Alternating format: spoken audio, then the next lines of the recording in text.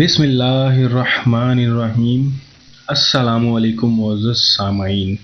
آج ہماری گفتگو کا مرکز ایک قدیم ترین صندوق ہے، وہ صندوق جو دنیا کے تمام خزانوں سے زیادہ قیمتی ہے، وہ صندوق جس کے لیے یہودی پوری دنیا میں ماہر آثار قدیمہ کا روپ دھارے ملکوں کھدائی کرتے پھر رہے ہیں۔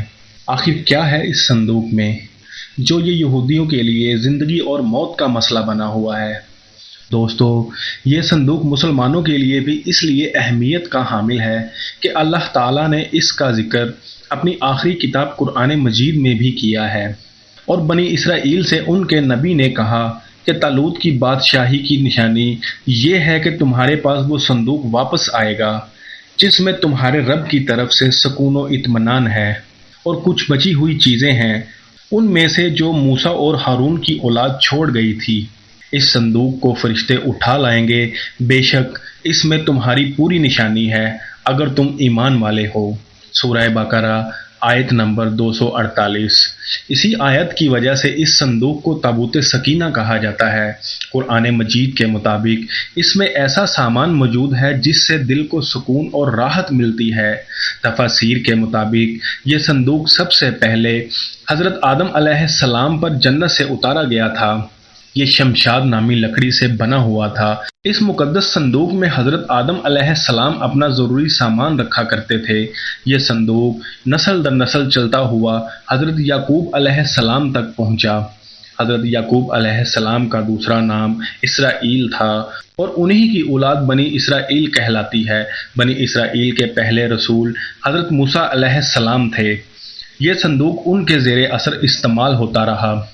اس میں آپ علیہ السلام نے اپنا عصا مبارک اور آپ پر نازل ہونے والی توریت رکھا کرتے تھے، یعنی اس صندوق میں انبیاء کے معجزات کی اشیاء محفوظ ہوتی تھی۔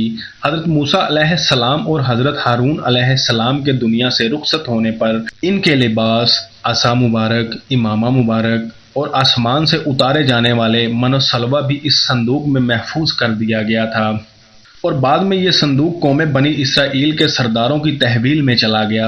بنی اسرائیل کے لوگ اس صندوق کا بے حد احترام کرتے تھے۔ اس کی وجہ یہ تھی کہ اس صندوق کی برکت سے ان کو بہت زیادہ فوائد حاصل ہوتے تھے۔ کبھی ان پر کوئی آسمانی آفت نازل ہوتی تو یہ تابوت سکینہ کے وسیلے سے دعا کرتے اور نجات پا لیا کرتے تھے۔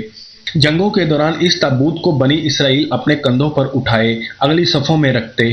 ان کا یقین تھا کہ تابوت سکینہ ہی کی بدولت انہیں فتوحات نصیب ہوتی ہیں۔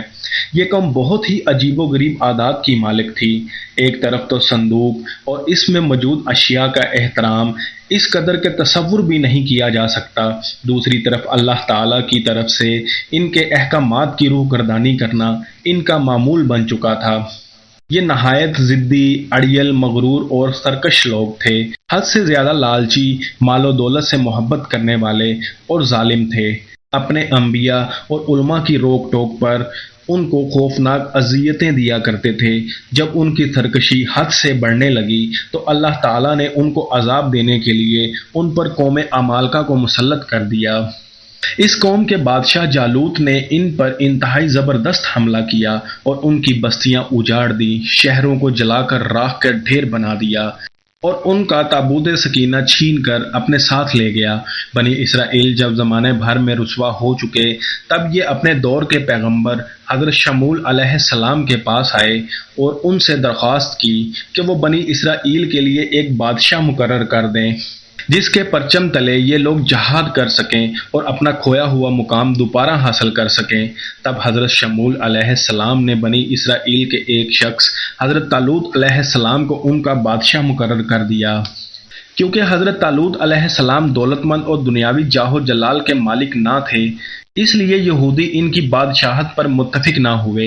تب حضرت شموئیل علیہ السلام نے فرمایا کہ پروردگار عالم نے طالوت کو ہی تمہارے اوپر نگران منتخب کیا ہے، جس کی نشانی یہ ہے کہ وہ صندوق جلد ہی تم تک پہنچ جائے گا جس میں تمہارے دلوں کا سکون موجود ہے، یعنی تابوت سکینہ۔ اس پر بنی اسرائیل کے سردار ان کا مذاق اڑانے لگے، کیونکہ وہ قوم عمالقہ کی غضبناکی سے اچھی طرح واقف تھے اور جانتے تھے کہ ان کے قبضے سے اس تابوت کو واپس لانا ناممکن ہے۔ جبکہ دوسری جانب قوم عمالقہ نے تابوت سکینہ کو بنی اسرائیل سے چھین کر گندگی کے ڈھیر پر پھینک دیا تھا۔ تابوت سکینہ کی اس بے حرمتی پر اللہ کی طرف سے قوم عمالقہ پر اللہ کا عذاب نازل ہوا۔ ان کے شہروں میں ایک عجیب سی وبا پھوٹ پڑی جس کا کسی حکیم یا معالج کے پاس کوئی علاج نہ تھا۔ لوگ بہت تیزی سے لقمہ اجل بننے لگے۔ اس قوم کے کاہنوں نے حساب لگا کر بتایا کہ اس عذاب کی وجہ تابوت سکینہ کی شدید بے حرمتی ہے۔ چنانچہ قوم عمالقہ نے اس صندوق کو ایک بیل گاڑی پر رکھا اور اسے شہر سے باہر ہانک دیا۔ خدا کی قدرت سے یہ بیل اس صندوق کو لے کر ملک بنی اسرائیل کی جانب روانہ ہوا۔ حسب وعدہ بنی اسرائیل نے اپنے نبی کا حکم مان کر طالوت کو اپنا بادشاہ تسلیم کر لیا۔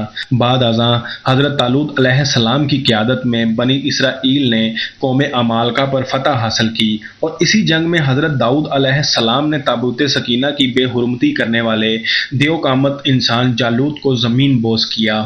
طالوت کے بعد حضرت داؤد علیہ السلام کا دور آیا۔ آپ کے دور تک تابوت سکینہ کو انتہائی احترام کے ساتھ ایک خیمے میں رکھا جاتا تھا۔ حضرت داؤد علیہ السلام نے اس کے لیے ایک عبادت گاہ تعمیر کرنے کا ارادہ کیا، جس کو ان کے بعد ان کے بیٹے حضرت سلیمان علیہ السلام نے ہیکل سلیمانی کی شکل میں پایہ تکمیل تک پہنچایا۔ اس ہیکل کے اس حصے میں جہاں تابوت سکینہ موجود تھا، سوائے انبیاء اور بنی اسرائیل کے علماء کے کسی کو جانے کی اجازت نہ تھی۔ حضرت سلیمان علیہ السلام کی وفات کے بعد آپ کی انگوٹھی مبارک بھی اسی تابوت میں محفوظ کر دی گئی۔ حضرت سلیمان علیہ السلام کے بعد یہ قوم اس قدر گمراہی میں ڈوب چکی تھی کہ اللہ تعالیٰ ان سے سخت ناراض ہو گیا۔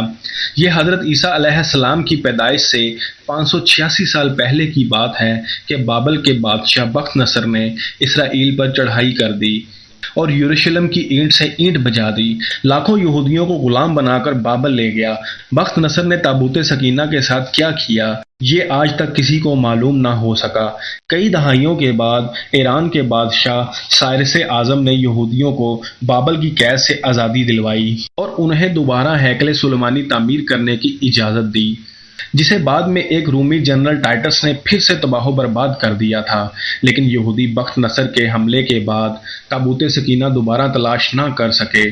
یہودیوں کا ایمان ہے کہ ہیکل سلیمانی کی تعمیر اور تابوت سکینہ کی دوبارہ بازیابی سے قبل وہ کبھی دوبارہ اپنا کھویا ہوا عروج حاصل نہیں کر سکتے جو انہیں حضرت سلیمان علیہ السلام کے دور میں حاصل تھا۔ اس لیے آج دنیا بھر میں یہودی تابوت سکینہ کی یاد میں ہیکل سلیمانی کی باقیات یعنی مغربی دیوار سے لپٹ لپٹ کر روتے ہیں۔ تابوت سکینہ کی موجودگی کے حوالے سے دور حاضر میں مختلف آراء پائی جاتی ہیں۔ کوئی کہتا ہے کہ یہ حضرت سلیمان علیہ السلام کے محل کے کسی حصے میں دفن ہے، تو کوئی کہتا ہے کہ یہ بحیرہ مردار کے کسی غار میں چھپایا گیا ہے۔ کوئی ایتھوپیا تو کوئی انگلینڈ اور بعض لوگ ہندوستان کو بھی تابوت سکینہ کا موجودہ مسکن قرار دیتے ہیں۔ صحیح سوائے پروردگار عالم کے اس مقدس تابوت کے بارے میں کوئی کچھ نہیں جانتا، اور وہی اسے ایک دن اس کے وقت مقررہ پر ظاہر کرے گا۔ اللہ اکبر۔